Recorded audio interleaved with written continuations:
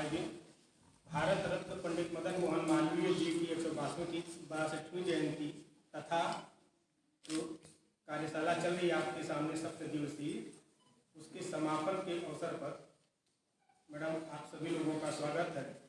कार्यक्रम के शुभारंभ के लिए मैं मैडम एवं जितेंद्र सर से अनुरोध करता हूँ कि आकर गुरु गोरक्षनाथ शोधपीठ एवं गोरक्षनाथ की प्रतिमा एवं मालवीय जी के चित्र पर पुष्पार्चन एवं दीप प्रज्वलन।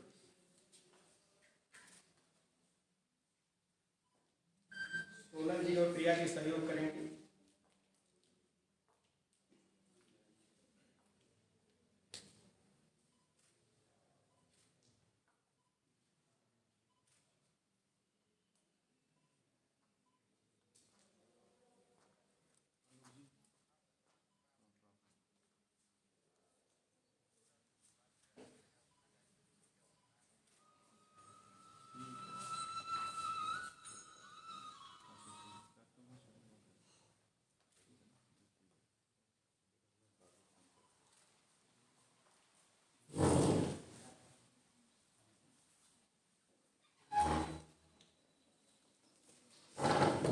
कार्यक्रम का विधिवत शुभारंभ होने के बाद मैं कार्यशाला निदेशक डॉक्टर कुशलनाथ मिश्र जी से अनुरोध करता हूँ कि वे मैडम को पुष्प गुच्छ एवं स्मृति चिन्ह देकर सम्मानित करें।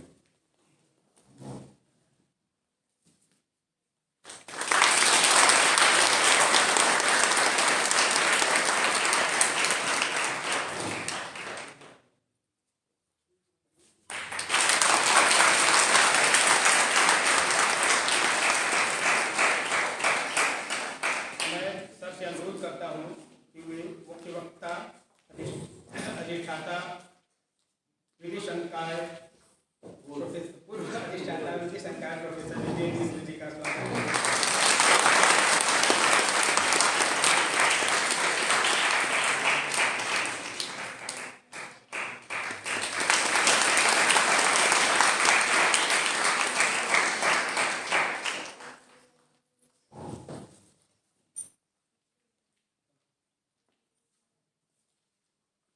सर से अनुरोध करता हूँ कि वो स्वागत भाषण के लिए।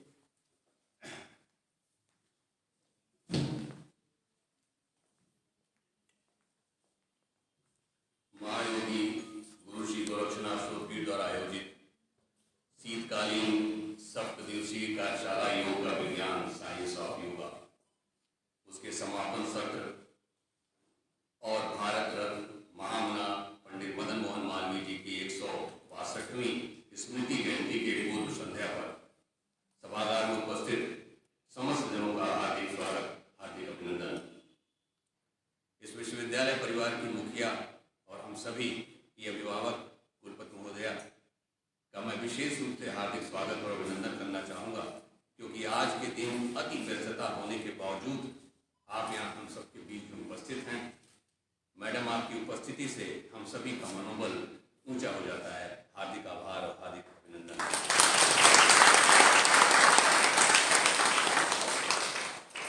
इस युग के आदर्श पुरुष महामना की सम्मानजनक उपाधि से विभूषित काशी हिंदू विश्वविद्यालय के निर्माता पंडित मदन मोहन मालवीय जी की स्मृति जयंती की पूर्व संध्या पर हम सभी इस सभागार में उपस्थित हैं और इस अवसर पर हमारे मुख्य वक्ता के रूप में हम सभी के बीच आदरणीय प्रोफेसर जितेंद्र मिश्रा सर आपका हार्दिक अभिनंदन, हार्दिक स्वागत।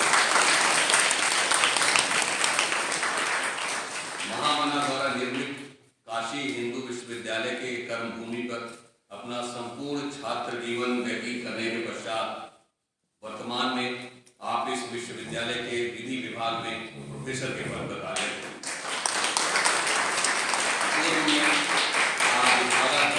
और अधिष्ठाता जैसे गरिमामय पदों पर अपनी सेवाएं विश्वविद्यालय को दे चुके हैं। सर, आपका हार्दिक अभिनंदन, हार्दिक स्वागत। पूर्व विभागाध्यक्ष प्राणी विज्ञान विभाग दीनदयाल उपाध्याय गोरखपुर विश्वविद्यालय के प्रोफेसर दिनेश कुमार सिंह सर का मैं हार्दिक करना चाहता हूँ, हार्दिक स्वागत करना चाहता हूँ। सर, आपको नमन। आपके ही दिशा निर्देशों से ये 7 दिन का कार्यशाला साइंस ऑफ योगा जो यहाँ संपन्न हो रहा है और उसके समापन सत्र पे हम यहाँ एकत्रित हुए हैं। पिछले 7 दिनों से इस कार्यशाला में अपने व्याख्यान जो प्रस्तुत किए उन वक्ताओं में एक तो हमारे professor Dinesh Kumar Singh sir, professor Vijay Chahal, विभागाध्यक्ष शारीरिक शिक्षा विभाग, दीनदयाल उपाध्याय गोरखपुर विश्वविद्यालय, डॉक्टर प्रदीप कुमार चौधरी लखनऊ से, डॉक्टर नितेश कुमार पांडे गाजीपुर, डॉक्टर श्याम सुंदर पाल अमरकंटक मध्य प्रदेश और डॉक्टर सुनील कुमार जो इसी गोरक्षनाथ शोधपीठ के हैं। इन वक्ताओं का जो व्याख्यान विभिन्न सत्रों में यहाँ 7 दिन में प्रस्तुत किया गया। इस कार्यशाला में कुछ 70 प्रतिभागियों ने प्रतिभाग किया। सभी का स्वास्थ्य परीक्षण रोजाना किया गया और नित्य किए गए स्वास्थ्य परीक्षण के आधार पर योग से स्वास्थ्य के विभिन्न पैरामीटर पर पड़ने वाला जो प्रभाव है उस पर हम एक शोध पत्र तैयार करना चाहते हैं। ये हमारी भविष्य की योजना है। कार्यशाला के ट्रेनर योगाचार्य डॉक्टर विनय कुमार मल जी, उनके सहयोगी डॉक्टर अशोक कुमार, पूजा गुप्ता, आप सभी का हार्दिक स्वागत, हार्दिक अभिनंदन। आप लोग नियमित इस कार्यशाला में उपस्थित रहे। आपके सहयोग से ही यह कार्यशाला संपन्न हो पाई। हमारे छात्र छात्राएं, इस कार्यशाला के प्रतिभागी जो परीक्षा के दौरान भी आपने अपना समय निकाला और स्वास्थ्य केंद्र से आए हुए हमारे विश्वविद्यालय के स्वास्थ्य परीक्षण करने के लिए हमारे जो सहयोगी श्री संतोष सिंह जी और उनके सहयोगी, आप सभी का हार्दिक स्वागत, हार्दिक अभिनंदन। आप सभी लोगों के सहयोग के बिना इस कार्यशाला की परिकल्पना भी नहीं की जा सकती थी। सभी का आभार, धन्यवाद।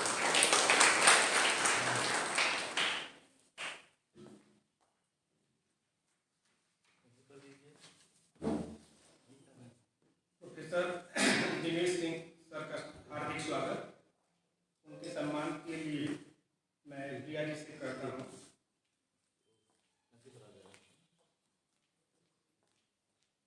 पुष्प एवं स्मृति चिन्ह देकर कुशल सर स्वागत करेंगे।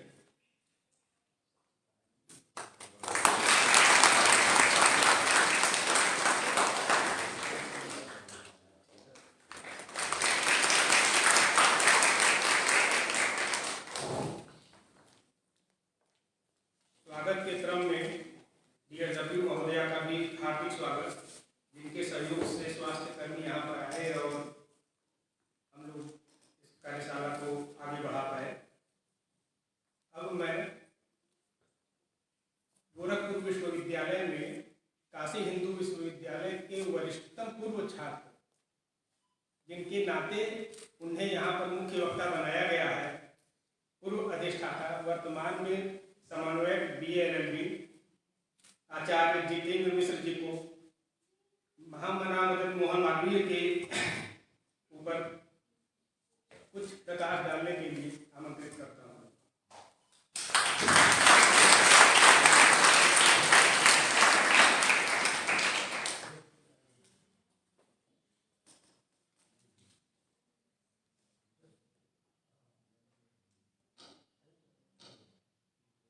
भारत रत्न महामना पंडित मदन मोहन मालवीय जी की 162वीं जयंती के शुभ अवसर पर आयोजित इस समारोह की अध्यक्षता कर रही हमारी माननीय कुलपति प्रोफेसर पूनम टंडन जी, इस कार्यक्रम के मुख्य अतिथि प्रोफेसर दिनेश कुमार सिंह जी जो हमारे अभिभावक भी रहे हैं, हम उनको अपने अग्रज की हैसियत से भी जानते हैं। इस गुरु श्री गोरक्षनाथ शोधपीठ के उपनिदेशक डॉक्टर कुशलनाथ मिश्र जी एवं सभागार में उपस्थित DSW एवं विभिन्न विभागों के आचार्यगण, सहयोग आचार्यगण एवं सहायक आचार्यगण एवं हमारे प्रिय विद्यार्थी जो योगार्थी भी हैं आज इस सभा में, और उनके कार्यक्रम में सहभाग करने वाले और उनके जो ट्रेनर रहे हैं, उन सभी लोगों को मेरी आज के दिवस पर ढेर सारी शुभकामना। महोदय, महान शिक्षाविद, निर्भीक और कर्तव्यनिष्ठ पत्रकार, भारतीय स्वतंत्रता संग्राम के अमर सेनानी, भारतीय सनातन परंपरा और संस्कृति के प्रतीक, प्रातः स्मरणीय पूज्य महामना पंडित मदन मोहन मालवीय जी का संपूर्ण जीवन संघर्षमय और प्रयोगधर्मी रहा। उनके पुण्य स्मरण से ही हम आलोकित हो उठते हैं, हमारे आत्मा के सारे तार झंकृत हो उठते हैं। उनको मैं, उनकी पूर्ण स्मृति को मैं सादर नमन करता हूँ। उनके जीवन की कहानी, महामना के जीवन की कहानी सृजन एवं विकास की कहानी है, सद्गुण एवं सत्कर्मों की कहानी है, सेवा एवं त्याग की कहानी। उनका जन्म एक साधारण परिवार में हुआ, जीवन यापन भी वो साधारण तरीके से करते रहे, लेकिन जो असाधारण छाप उन्होंने छोड़ा, जो कालजयी स्मृतियां उन्होंने छोड़ा, वे स्मृतियां, वे उनके उदाहरण अमूल्य, अद्भुत और अलौकिक रहे, जो हमारे लिए हमेशा हमारा पथ आलोकित करते हैं, हमारे लिए प्रेरणा के स्रोत। 60 वर्षों तक उन्होंने देश की सेवा किया, समाज की सेवा किया, और उन 60 वर्षों की देश तथा समाज की सेवा में कोई भी उन्नति का ऐसा कार्य नहीं था जो महामना से अछूता रह गया। कोई भी उन्नति का किसी क्षेत्र में आप देखें तो उनको आप प्रथम राष्ट्रीय शिक्षा नीति का जनक पाएंगे, काशी हिंदू विश्वविद्यालय के संस्थापक और आदर्श कुलपति रहे। जब वह चाहते तो पहले कुलपति हो सकते थे, लेकिन वह अपने को तीसरे नंबर पर रखे और तीसरे कुलपति हुए काशी हिंदू विश्वविद्यालय। शिक्षा द्वारा कृषि के क्षेत्र में, विज्ञान के क्षेत्र में और औद्योगिक क्षेत्र में जो क्रांति का सूत्रपात भारत में हुआ, उसके वह उस युग के महानतम शिक्षाविद वे रहे। भारतीय राजनीति के शिखर पुरुष रहे। 30 वर्षों तक उन्होंने राजनीति में सहभाग किया। स्वतंत्रता संग्राम को प्रगति और परिणत दोनों में देने वाले वह भारत के अग्रणी राष्ट्र नेता रहे और वह भारतीय राष्ट्रीय कांग्रेस के पितामह कहे जाते। उस भारतीय संस्कृति में वे नवोन्मेष के पुरोधा रहे, स्वदेशी और हिंदी आंदोलनों के अग्रणी वह प्रवर्तक थे। इतना ही नहीं, बहुत बड़े समाज सुधारक। 1927 में शिवरात्रि के दिन उन्होंने लाखों अछूतों को ओम नमः शिवाय और ओम नमो नारायणाय की मंत्र दीक्षा दे करके, यद्यपि उनकी आलोचना भी हुई, तथापि निर्भीक रहे उस मामले में, और उन्होंने उन जो वंचित तबके के लोग थे उनको समाज और विकास की मुख्य धारा में लाने का बहुत बड़ा प्रयोग किया और उनको समाज और विकास की मुख्य धारा से भी जोड़े। हिंदुत्व के प्रति वह सचेत प्रायोगिक थे। उसके वह उत्थान के लिए वह आप लोग बता रहे हिंदू महासभा के वे अध्यक्ष भी रहे। लगभग 15 वर्षों तक उन्होंने उसका नेतृत्व किया और उनके समय में हिंदू महासभा का जो कठोर स्वरूप था, उस स्वरूप में लचीलापन आया और इसीलिए वह उसके लंबे समय तक वह उसके अध्यक्ष बने रहे। साथ ही साथ हिंदू मुस्लिम एकता के लिए वह जीवन भर प्रयास करते रहे। संघर्षशील रहने वाले में राष्ट्रवादी देशभक्त प्रखर अधिवक्ता थे। उनके अधिवक्ता होने का एक नमूना यह था कि वह चौरी चौरा में फांसी पाए लोगों में से 156 अभियुक्तों को हाथों से छुड़ा लिया और उनकी मार्शलिंग कैपेसिटी को देख करके उस समय के जो चीफ जस्टिस थे हाई कोर्ट के, उन्होंने यह कहा कि मिस्टर मालवीय, आपसे बेहतर आपने जिस तरीके से प्रस्तुत किया इस केस को हमारे सामने और इस पर बहस किया, उससे बढ़िया कोई और बहस कर ही नहीं सकता था। रेमोंड मियर्स नाम के वह चीफ जस्टिस थे। उन्होंने उनकी मार्शली मतलब जो प्रस्तुतिकरण होता है, क्रमबद्ध प्रस्तुतिकरण, उन्होंने कहा, mister Malviya, we are extremely grateful to you for putting this case so fairly and well before us. We feel sure nobody else would have argued it so ably. इस सक्षमता के साथ शायद कोई और इस केस को प्रस्तुत नहीं कर सकता। ये बात गांधी जी के लिए उस समय के चीफ जस्टिस हाई कोर्ट ने कहा था। वह पत्रकारिता के क्षेत्र में भी नवीन के वह जो है वकालत करते थे, नवीनता के वह अग्रदूत थे, मौलिक सिद्धांतों के वह प्रणेता थे। उनको सिल्वर टंग ओरेटर कहा जाता। उनको उनकी पत्रकारिता की शुरुआत उन्होंने काला काका नरेश व अध्यापन के क्षेत्र में भी थे और वह 60 रुपये मासिक की नौकरी करते थे। बाद में किसी सभा में उनके भाषण और वक्तृता से प्रभावित होकर तत्कालीन प्रतापगढ़ के काला काकर स्टेट के तत्कालीन नरेश राजा रामपाल सिंह ने उनसे कहा कि आइए और पत्रकारिता में एक पत्र निकालिए। हिंदुस्तान नामक वह पत्र निकला जिसके वह संपादक थे, लेकिन उन्होंने एक शर्त रखा। 300 रुपये पर राजा रामपाल सिंह जी ने उनको नौकरी दिया था और कहा कि हम आपको 300 रुपये देंगे।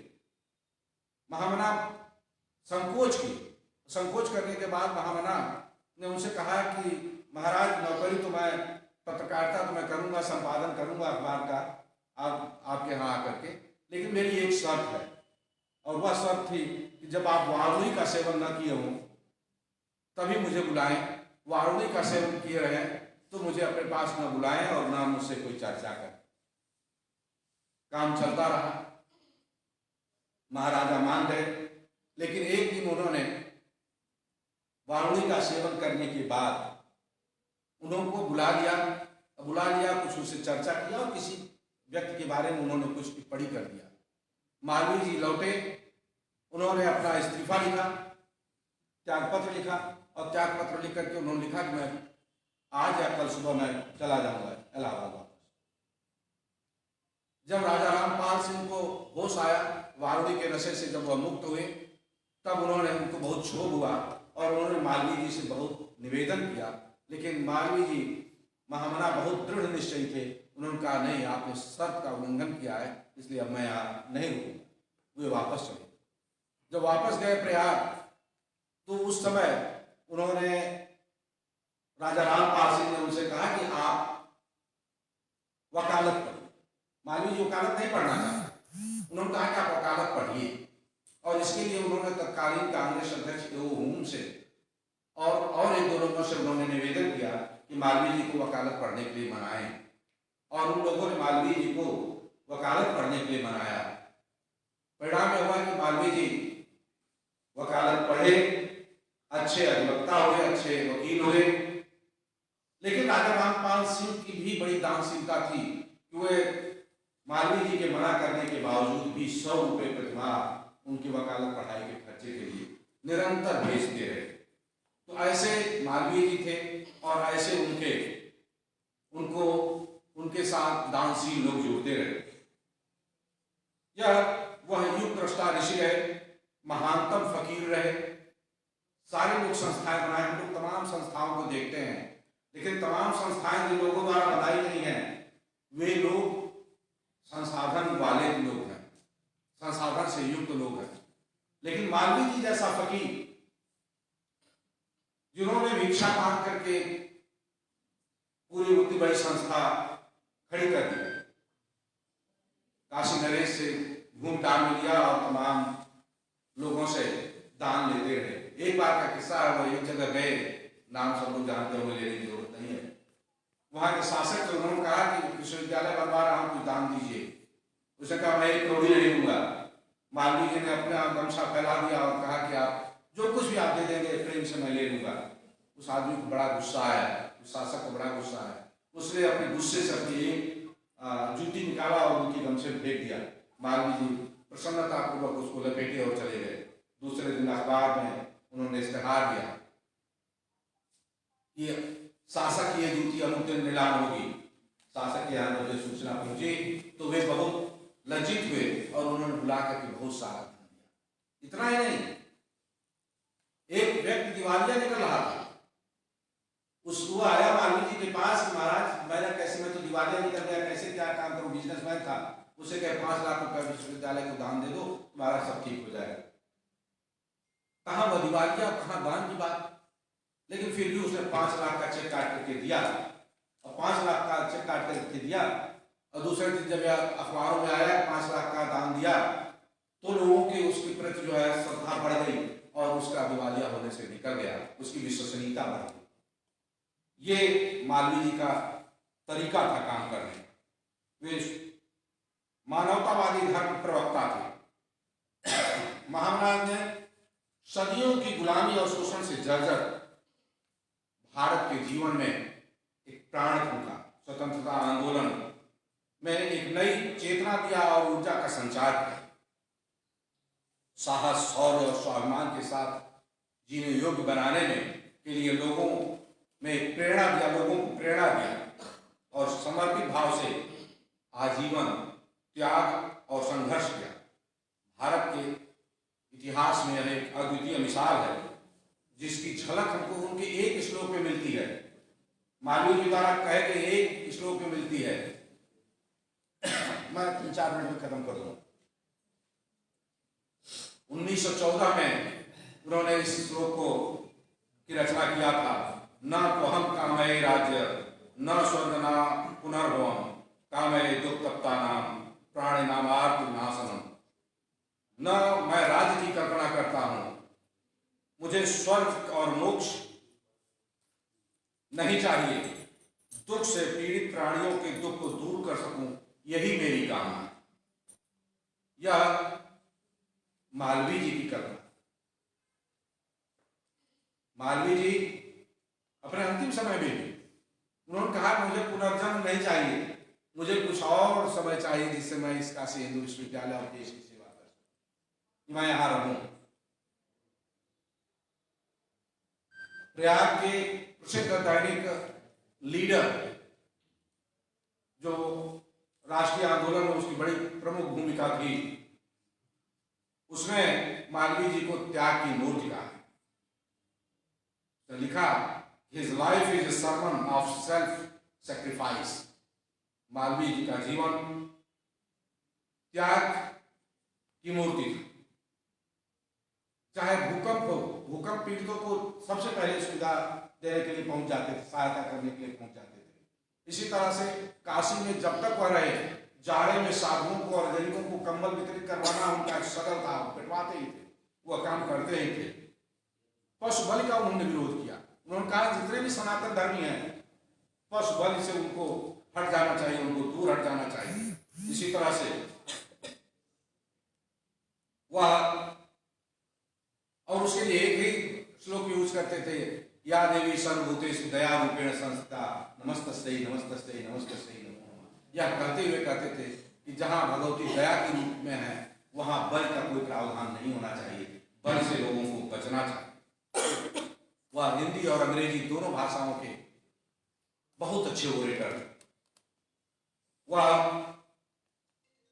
गोखले जी ने उनको कहा था, जब मालवीय जी की वकालत चरण पर जा रही थी, अपनी ऊंचाई पर जा रही थी, 3,000 रुपए महीने की वकालत उनकी लगभग हो चुकी थी।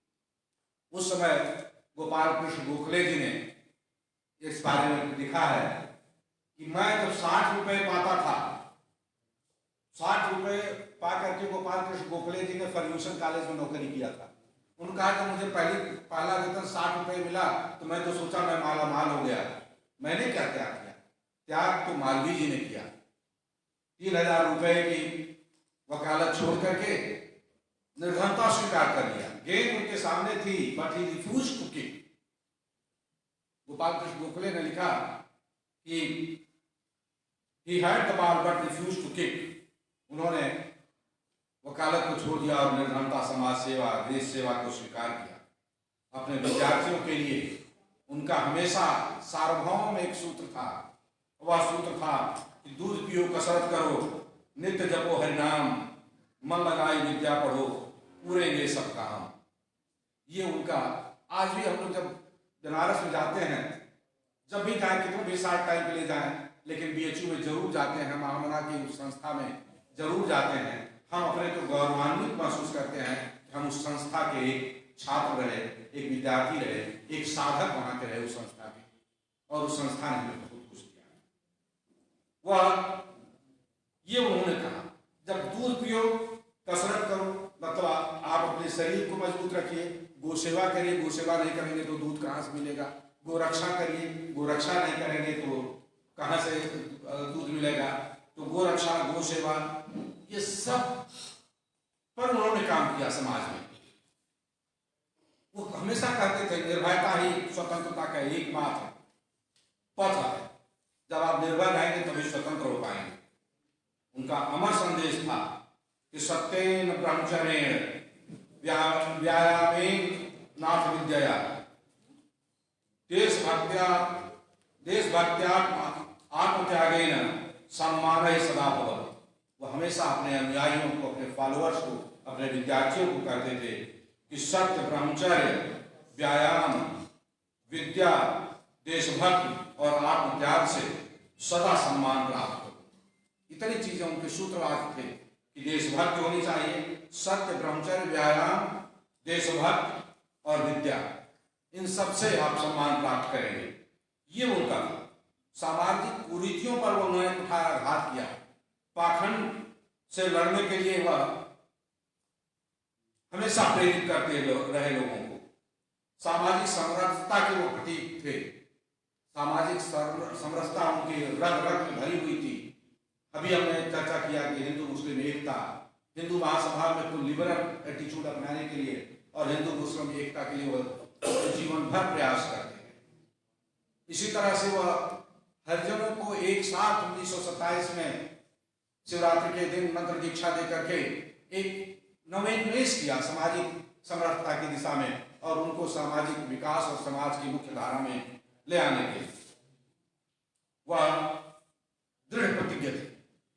एक बार सुंदरलाल जी ने उनसे पूछा कि आपका वो जो विश्वविद्यालय है वो कब खड़ा हो रहा है, बनेगा? तो उन्होंने सुंदरलाल जी से कहा कि वह निश्चित बनेगा और आप उसके कुलपति हो, और वह हुआ भी। सर सुंदरलाल पहले कुलपति बने काशी हिंदू विश्वविद्यालय। और महामना की संस्था अपने भव्य रूप में आई और उसके सर सुंदरलाल कुलपति बने। ये उनका व्यक्तित्व था। वो प्रायः कहते थे अर्जुन से प्रतिज्ञा जो है न च दैन्यम न पलायन। समस्या कोई भी हो उसका सामना करो, उसे भागो नहीं, न दीनता प्रदर्शित करो न भागो। ये उनका ये कहा करते थे। और वहीं से अब थोड़ा सा आप लोगों के योग की तरफ आ जाए। योग तो सैद्धांतिक योग पातंजल ने दिया। महर्षि पातंजल ने योग का उनको पहला वो माना जाता। हालांकि योग शुरू हुआ महायोगी शिव से। उसके बाद सैद्धांतिक पक्ष पातंजल ने दिया और क्रियात्मक पक्ष योग का गुरु गोरक्षनाथ जी ने दिया। गुरु गोरक्षनाथ ही नहीं बल्कि उनसे पहले के तमाम लोग, बाबा गंभीर नाथ जी या अवधूत परंपरा के जितने भी योगी हुए गुरु गोरक्षनाथ पीठ से संबंधित, उन सभी लोगों ने क्रियात्मक पक्ष को दिया। उस क्रियात्मक पक्ष में भी अगर आप देखें तो सामाजिक समरसता, पाखंड, इन सबसे लड़ने की प्रेरणा दी और इन सबको नकार दिया। गोरक्षनाथ पीठ के जो महागुरु गोरक्षनाथ थे, महायोगी गोरक्षनाथ जी थे, उनको शिवावतारी कहा जाता है। मैं हालांकि व्यक्तिगत तौर पर कोई उभर सकता है, मैं व्यक्तिगत तौर पर उनको शिव ही मानता हूं, क्योंकि शिव का कोई अवतार नहीं होता। महागुरु योगी गुरु गोरक्षनाथ जी भी शिव ही थे, क्योंकि उनके द्वारा कल्याण की ही कामना की गई। तो इस योग में आए हुए सभी लोगों को मैं शुभकामनाएं देता हूं, मंगल कामना करता हूं कि आप आगे बढ़ें और जीवन में समरसता लाएं, समरसता में आए और ऊंच नीच का भेदभाव ताकि दूर हो, अमीर गरीब का भेदभाव दूर हो। इन्हीं बातों के साथ मैं अपनी बात को विराम देता हूँ। मुझे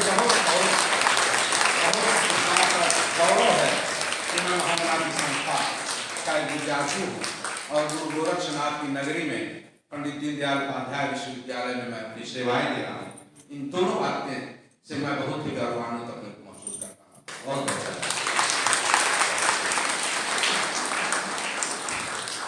मैं अपने लिए कह सकता हूँ, महामना यदि तुम न होते तो मैं न होता। सबके लिए 2 मिनट अधिष्ठाता छात्र कल्याण प्रोफेसर अनुभूति दुबे जी आपसे लेंगे। Madam please.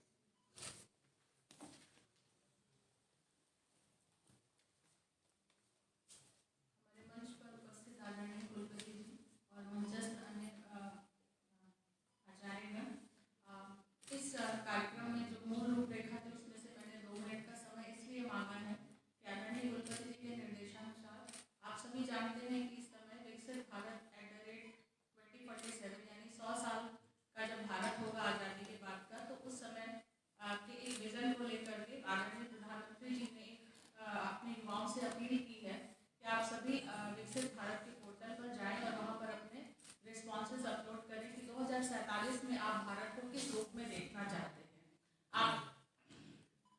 आप सभी लोग अभी जो 25, 26, 27, 28 साल के हैं, जब आप अपने 40, 42, 45 साल की उम्र में होंगे तो आप कैसा भारत चाहते हैं।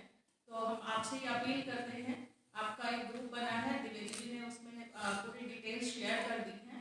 आप सभी लोगों से अनुरोध है, और अगर मैं कुलपति जी से ये लिबर्टी लूँ और कहूँ कि आप सभी लोगों को उनकी तरफ से ये निर्देश है कि आप निश्चित रूप से उस पोर्टल पर जाइए और उस पर अपने रिस्पॉन्स अपलोड करिए। वहाँ पे एक छोटा सा राइटअप लिखना है। 5 अलग अलग क्षेत्र हैं, जैसे इकोनॉमी के क्षेत्र में आप कुछ बताना चाहते हैं, या हेरिटेज एंड कल्चर, या टेक्नोलॉजी, साइंस एंड टेक्नोलॉजी। तो आप पोर्टल को जब खोलेंगे, लिंक आपको शेयर कर दिया गया है, पोर्टल खोलेंगे तो वहाँ पर वो डिटेल्स दी हुई हैं। आप सभी लोग युवा हैं और आप अपने भारत को, अपने देश को कैसे देखना चाहते हैं। सरकार आपसे एक तरीके का दिशा निर्देश मांग रही है कि आप बताएं कि वो क्या करें जिससे पॉलिसी मेकिंग में जो चेंजेस आए वो पॉलिसी उस तरीके की बनाए जिससे कि हमारा युवा जो है वो जब अपने मध्य आयु में पहुंचे तो वो अपने देश को किस तरीके से देखे, और उसकी यात्रा आज से शुरू हो रही है। तो आप सभी से अनुरोध है कि आप उस पोर्टल पर जाकर फिर रिस्पॉन्स अपलोड करें। रिस्पॉन्स जब आप अपलोड कर लेंगे तो उसमें एक सबमिशन नंबर आएगा और आपका ईमेल जो आप देंगे उस पर सबमिशन नंबर ईमेल पे भी जाएगा, और आप वहाँ पे एक गूगल फॉर्म का लिंक दिया हुआ है, तो उस लिंक पे जाकर के भी वो सूचनाएं, 2-3 सूचनाएं हैं, वो आप भर देंगे तो हमें विश्वविद्यालय को ये पता चल जाएगा कि आपने वो रिस्पॉन्स वहाँ पर अपलोड किया हुआ है। ये ना केवल शासन या ना केवल उस पोर्टल के लिए बहुत महत्वपूर्ण है, बल्कि हमारे लिए भी कि हम A++ विश्वविद्यालय हैं और हमारे विद्यार्थी कितना जागरूक है अपने देश के प्रति, और वो रिस्पॉन्स जब अपलोड करेंगे तो ये हमारे विश्वविद्यालय के लिए भी बहुत महत्वपूर्ण और गौरव की बात होगी। तो यहाँ जितने बैठे हुए विद्यार्थी, आप सभी से अपील है, आज ही आप शाम तक मैं देखना चाहती हूँ कि हमारे पोर्टल पे कितने रिस्पॉन्स हिट करते हैं। तो आप आज ही इसको अपलोड करिए, अपने अपने रिस्पॉन्सेज को। आधे घंटे का समय आपका लगेगा उसमें, और आप अपने दूसरे जो आपके विद्यार्थी हैं, आपके सहपाठी हैं, उनको भी इस बात के लिए मोटिवेट करिए और उनको अपने सामने रख करके भरवा भी दीजिए। बस इतना ही मुझे आप लोगों से अपील करनी थी। हमारे जितने नॉन स्टूडेंट ग्रुप है उसमें वो रिस्पॉन्स अपलोड करने के लिए भी एक नॉन स्टूडेंट का ऑप्शन भी है कि आप स्टूडेंट है तो आप रिस्पॉन्स अपलोड करें, या नॉन स्टूडेंट है, तुम्हारे जितने शिक्षक और रिसर्च स्कॉलर्स और बाकी सब लोग हैं, मेरी सबसे अपील है कि कृपया आप सभी लोग वहाँ पर अपने अपने रिस्पॉन्सेज अपलोड करें। आपने ये मौका मुझे दिया, इसके लिए बहुत बहुत धन्यवाद।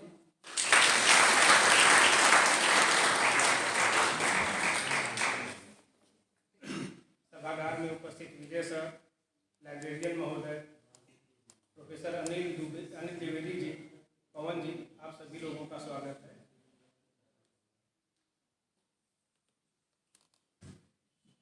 सप्तदिवसीय शीतकालीन कार्यशाला योग के विज्ञान के समापन समारोह में मुख्य अतिथि के रूप में प्रसिद्ध पर्यावरणविद पूर्व विभागाध्यक्ष जंतु विज्ञान विभाग प्रोफेसर दिनेश कुमार सिंह जी उपस्थित हैं। उनसे आग्रह करते हैं कि वे योग पर कुछ अपना प्रकाश डालें।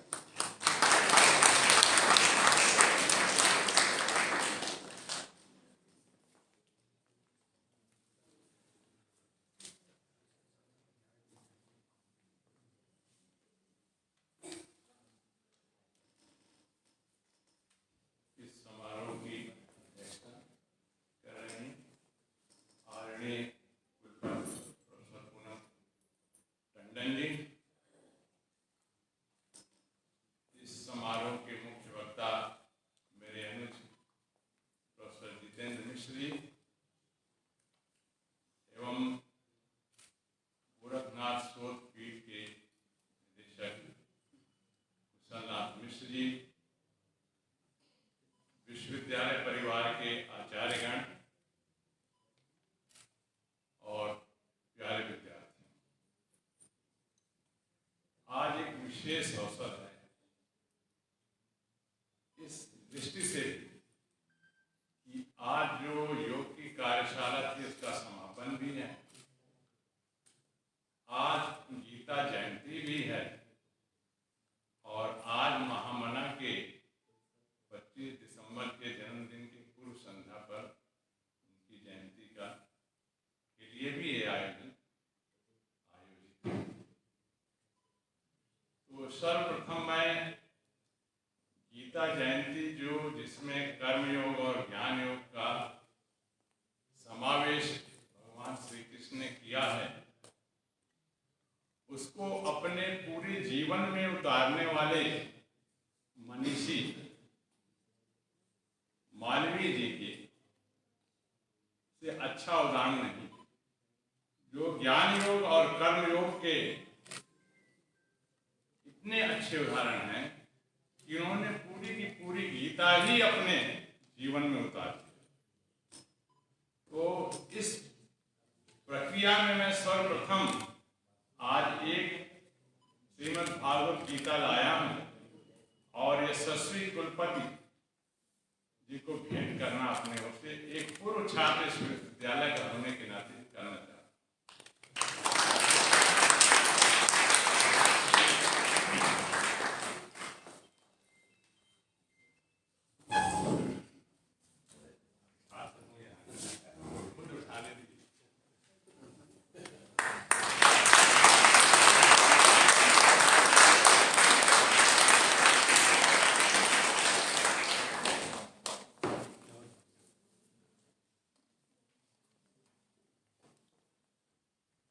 दूसरी बात, इस समारोह में मैं कुछ मिनट विलंब कर गया और कुछ कम्युनिकेशन गैप की वजह से ऐसे हुआ। मुझे समय नहीं था कि पता है कि 9:45 से, तो इसके लिए मैं, क्योंकि मैं यहाँ का विद्यार्थी भी रहा हूँ तो कुलपति जी से मैं क्षमा प्रार्थी भी हूँ कि मैं थोड़ा सा विलंब से पहुंचा है। कम्युनिकेशन गैप की वजह से 9:45 पर मुझे नहीं मालूम, मुझे 10 बजे मालूम। और क्योंकि मैं बहुत ही समय का पाबंद रहा पूरे जीवन, 40 साल के शैक्षणिक जीवन में, क्योंकि अगर शिक्षक समय का पालन नहीं करता तो विद्यार्थी से पालन करने के लिए क्या। पूरे जीवन काल में 2 ही बार मैं समय से विचलित हुआ और ये तीसरी बार है। इसमें मेरी गलती नहीं है और 3 गलतियां तो माफ की ही जाती हैं। मैं जैसे क्योंकि यहाँ का पूर्व छात्र रहा हूँ तो माफी मांगता हूँ। रही बात योग की, तो महामना क्यों कहा जाता है, बच्चों जानते हैं? मालवीय जी को, मदन मोहन मालवीय जी को महामना क्यों कहा जाता, और इसने किया, उनको किसने बनाया महामना, ये टाइटल किसने दिया? महात्मा गांधी जी ने उन्हें महामना। महामना का मतलब क्या होता है? महान मन वाला।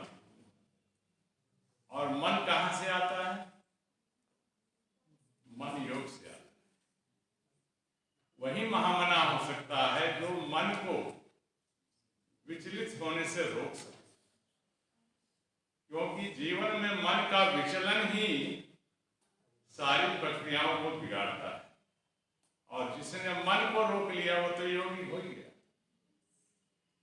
तो महामना ने योग की इस प्रक्रिया में मन को रोक लिया, और जब मन रुक गया तो जो आप संकल्प करेंगे उसको अवश्य प्राप्त करें। तो योग की विधा में जब मैं आपको पहले दिन आपसे मैं इंटरेक्ट किया था तो मैंने बताया था कि योग की विधा में चित्त, अहंकार, मन और आत्मा, इन चीजों की बात की जाए। तो ये आए कहां से? जब प्रकृति में हलचल हुई, साम्यावस्था बिगड़ी परमात्मा के चाहने से, तो सृष्टि की रचना हुई। तो सबसे पहले पदार्थ के मात्रात्मक भाव का उत्पन्न हुआ कि प्रकृति विशाल है, इसका कोई आदि और अनंत है। और जब इस प्रकृति में हलचल हुई तो सांख्य दर्शन में कहा गया कि मात्रात्मक भाव आया, उसके बाद गुणात्मक भाव है। तो जब गुणात्मक भाव आया तो अहंकार उत्पन्न हुआ, व्यक्तित्व, एक इंडिविजुअलिटी उत्पन्न हुई, और उस इंडिविजुअलिटी से मन उत्पन्न हुआ। चित्त, मन, अहंकार, ये सब उत्पन्न, ये भौतिक है, ये भौतिक है ओरिजिन में, और आत्मा अभौतिक है। शरीर आपका अभौतिक है, नहीं भौतिक है। तो अभौतिक से भौतिक का कम्युनिकेशन शरीर में कैसे होता है, इसको महामना जी से कैसे, इनके बीच में जो साम्य अवस्था आपकी आती है, मन जो है उसमें, उसको जोड़ने का काम करता है, जो अभौतिक आत्मा को भौतिक शरीर से जोड़ता है, और इसी को जोड़ने को योग कहते हैं। तो आज इस विशेष अवसर पर योग जो गीता में दिया गया है, कर्म योग और ज्ञान योग, इसका सबसे अच्छा पालन आधुनिक भारत में करने में महामना से अच्छा कोई उदाहरण दूसरे विवेकानंद। तो ऐसे महान विभूतियों के साथ अगर आप जीवन यापन उनके आदर्शों के साथ करते हैं तो दुनिया के किसी भी संकल्प से आप कुछ भी प्राप्त कर सकते हैं। तो जो ये वर्कशॉप हुए 1 हफ्ते के 10 दिन के, एक पुरातन छात्र होने के नाते मैंने कुलपति से भी पहले कहा था कि विश्वविद्यालय में कोई भी ऐसा कार्य जो मेरे द्वारा किया जा सकता है उसको मैं निःशुल्क करने के लिए तैयार हूँ। और इस शोध के आप जितने भी प्रतिभागी हैं जिन्होंने इसमें भाग लिया है, आगे भी आपकी जरूरत पड़ेगी। ये क्योंकि यह बहुत ही बिगिनिंग का ये प्रयोग है, और मैं मिश्रा जी का बहुत ही आभारी हूँ कि इन्होंने इसको बड़े मनोयोग से 6-7 दिन मैं देखता रहता था, लाइव टेलीकास्ट में मनोज जी करते थे, मैं संपर्क में बना था, और बड़ा ही अच्छा लगा मुझे कि एक ऐसी विधा योग के लिटरेचर को जुटाना, योग के संग्रहालय को बनाना, तो ये अनवरत प्रोसेस है, ये किसी भी इंस्टीट्यूशन में चलती रहनी चाहिए और चलती रहती भी है। लेकिन हम योग के विज्ञान से कैसे हम समाज को जोड़ें, इससे किस प्रकार लाभ हो, 2047 के भारत में योग का क्या महत्व है, यह भी आता है, और इस संस्कृति और संस्कार को बनाने में योग का क्या महत्व है, यह भी आता है, अगर इसको हम वैज्ञानिक ढंग से जोड़ करके समाज में बताने कि इससे ये लाभ। दुनिया के अन्य देशों में जितना योग पर काम हुआ है, मुझे कहने में कोई संकोच नहीं हो रहा, उतना भारत में काम नहीं। तो मैं ये चाहूंगा कि ये शोधपीठ उस दिशा को ले चले जहां इसको एक वैज्ञानिक रूप प्रदान किया जाए, और लोगों से कहा जाए कि योग की यह मुद्रा, योग की इस आसन को करने से आपको क्या लाभ, और तभी आप 2047 के उन्नत भारत भारत की कल्पना कर सकते हैं, क्योंकि स्वस्थ मन से, स्वस्थ शरीर से ही कोई देश आगे बढ़ सकता है।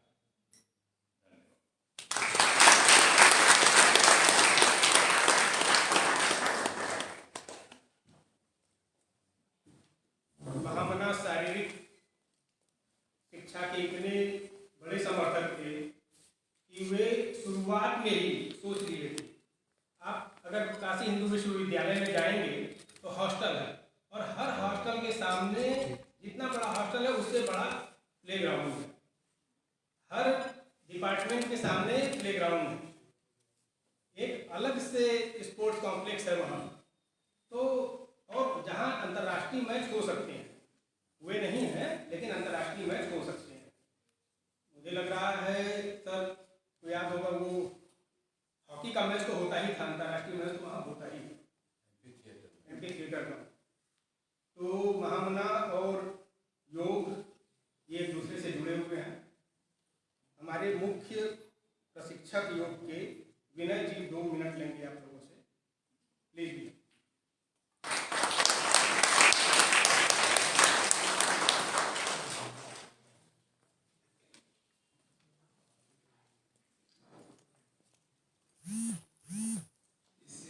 महायोगी गुरु गोरखनाथ स्वामी द्वारा आयोजित सब दिवसीय शीतकालीन कार्यशाला योग का विज्ञान एवं महामना की जयंती पर उपस्थित माननीय कुलपति मैडम, निदेशक sir, Mishra sir, DK sir और सभी आचार्य जो उपस्थित हैं और बच्चों,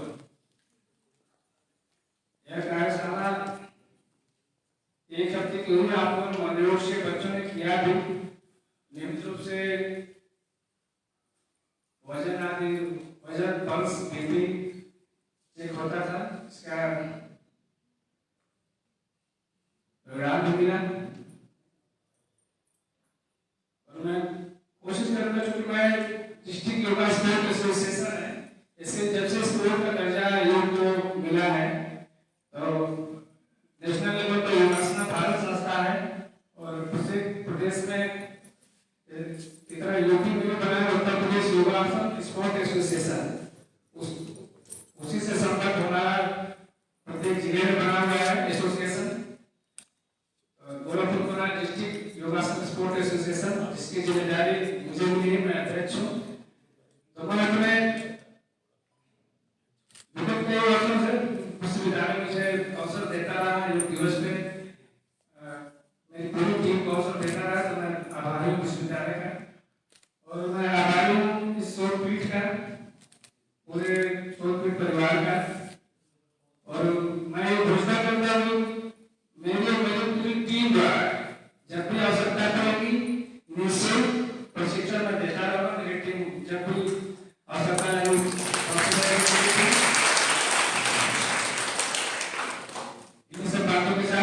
नियमित रूप से, आप सबसे आवश्यक है कि आप नियमित रूप से योग को दिनचर्या में अवश्य शामिल करें, क्योंकि योग नियमित रूप से आप करेंगे तभी आपके अंदर बदलाव आएंगे, आपके अंदर नकारात्मकता समाप्त होगी। इन्हीं सब बातों के साथ धन्यवाद।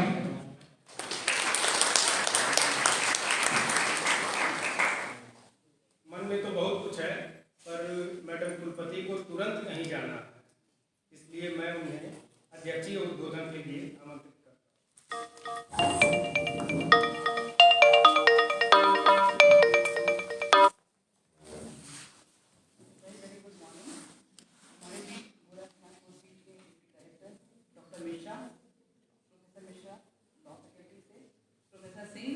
हमारे अपने अध्यापक रहे हैं जॉर्जी के, आपके साथ वो रेगुलर इंटरेक्शन में रहते हैं, तो यहाँ बराबर आते रहते हैं।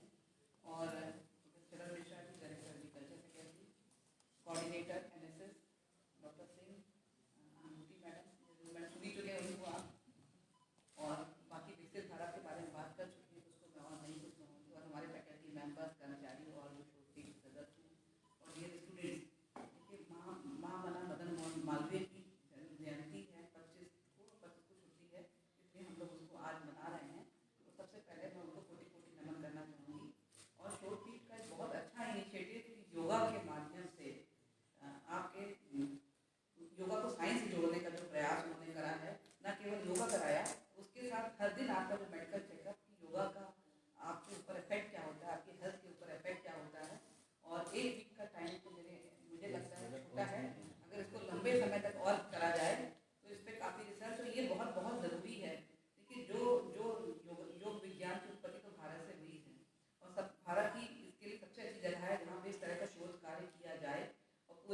को हम बताएं कि इससे किस किस आसन से क्या लाभ मिल सकता है, क्योंकि मिलता तो है ही, हम सब जानते हैं, ये हम नहीं पूरा विश्व इस बात को जानता है, लेकिन इसको साइंटिफिकली कनेक्ट करने की बात है। प्रोफेसर सिंह ने भी इस बात पर बहुत जोर दिया, इसकी आवश्यकता है।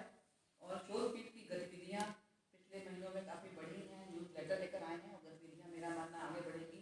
म्यूजियम का भी प्रयास चल रहा है हमारा, काफ़ी चीज़ें गतिविधियाँ चल रही हैं, आने वाले समय में दिखाई देगा इसका और इफेक्ट आपको। इसके साथ ही बहुत बहुत शुभकामनाएं और बहुत बहुत बधाई आपके लिए, और छात्राओं को भी।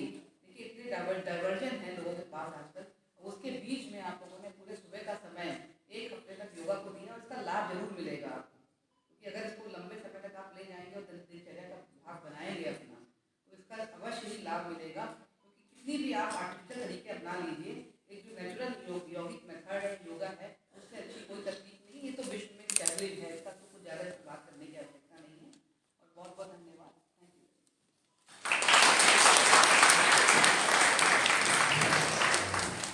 धन्यवाद ज्ञापन कीजिए डॉक्टर सोनल सिंह जी।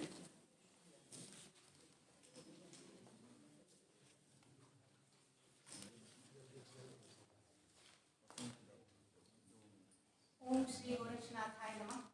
महायोगी गुरु श्री गोरक्षनाथ सोफी द्वारा आयोजित भारत रत्न पंडित मदन मोहन मालवीय जी के 152वीं जयंती समारोह तथा 7 दिवसीय शीतकालीन कार्यशाला योग के विज्ञान के समापन समारोह में मैं सोफी परिसर की तरफ से माननीय कुलपति महोदया का बहुत बहुत धन्यवाद ज्ञापित करती हूँ। मैम अपने अमूल्य समय से हम लोगों को हर समय हमारा उत्साहवर्धन करती रहती हैं। मुख्य अतिथि के रूप में डॉक्टर दिनेश कुमार सिंह सर का मैं बहुत धन्यवाद करती हूँ। सर के निर्देशन में 7 दिवसीय योग का कार्यक्रम निर्विघ्न रूप से समाप्त रहा। मुख्य वक्ता के रूप में प्रोफेसर जितेंद्र मिश्र सर का मैं बहुत बहुत धन्यवाद करती हूँ कि सर अपने अमूल्य समय से हम लोगों के बीच में आकर के महामना की स्मृति को उन्होंने यादगार बनाया। मैं बहुत बहुत आभार व्यक्त करती हूँ। प्रशिक्षक के रूप में डॉक्टर विनय मल्ल सर का भी मैं बहुत बहुत धन्यवाद करती हूँ। उन्होंने शारीरिक व मानसिक रूप से निरंतर सेवा भाव से हम सभी के साथ लगे रहे। उनके साथ अंजा गुप्ता मैम और अशोक कुमार सर भी साथ में 7 दिनों तक सभी लोग निरंतर रूप से यहाँ पर आते रहे और हमारा यह कार्यक्रम आज सफलता की ओर है। साथ ही सोफी के निदेशक महोदय का भी मैं बहुत बहुत धन्यवाद करती हूँ कि कम संसाधनों में भी हम प्रोग्राम को करने में सफल हो रहे हैं। मैं अनुभूति मैम का भी बहुत बहुत धन्यवाद करती हूँ कि मैम के सहयोग से यहाँ स्वास्थ्य परीक्षण कर्मी आ सके, जिनसे हमारा कार्य अच्छे से सुचारू रूप से संपन्न हो सका। साथ ही विश्वविद्यालय से पधारे हुए संकायाध्यक्ष, विभागाध्यक्ष तथा शिक्षकगण, मैं सभी की बहुत बहुत आभारी हूँ कि अपने व्यस्ततम समय से आप सभी ने हम सबके लिए समय निकाला। इस 7 दिवसीय कार्यशाला में आभासीय पटल के माध्यम से बहुत सारे लोग जुड़े हुए थे और 7 दिन अलग अलग वक्ता लोग भी रहे। मैं उन सभी का बहुत बहुत धन्यवाद करती हूँ कि आपके सहयोग से हमारा यह कार्यक्रम जो है कार्यशाला का रूप हो सका। इसी तरह मैं सोफपीठ में कार्यरत सभी अध्येतागण का भी बहुत बहुत धन्यवाद करती हूँ। स्वास्थ्यकर्मी का भी मैं बहुत बहुत धन्यवाद करती हूँ। अपने यहाँ मैं कार्यरत सभी कर्मचारियों का भी मैं बहुत बहुत धन्यवाद करती हूँ। साथ संचालक महोदय का भी मैं बहुत धन्यवाद करती हूँ।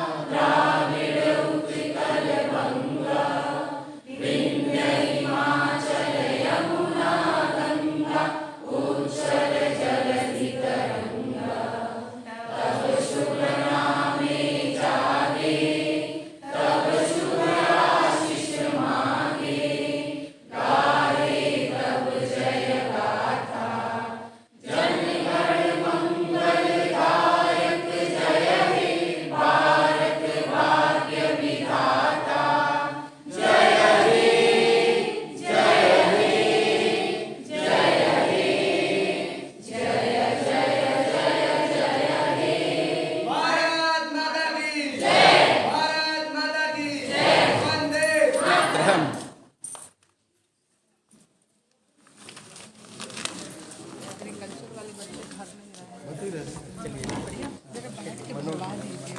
इसका शब्द से पत्र आ रहा है कि उत्तर प्रदेश का डेटा बहुत खराब है। हाँ